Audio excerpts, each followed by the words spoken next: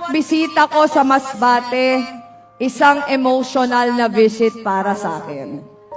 Lalong-lalo na kasi yung venue ng ating rally ngayon dito sa Robredo Boulevard.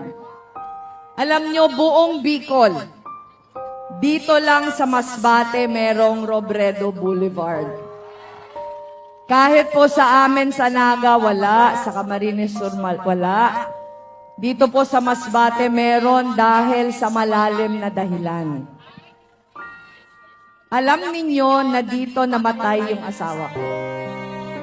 At kaya po itong boulevard na ito, ang pinangalanan na Robredo Boulevard kasi napakalapit lang dito ng crash site. Kaya yun sa akin po, ang connection ko sa inyo, parang laging pamilya.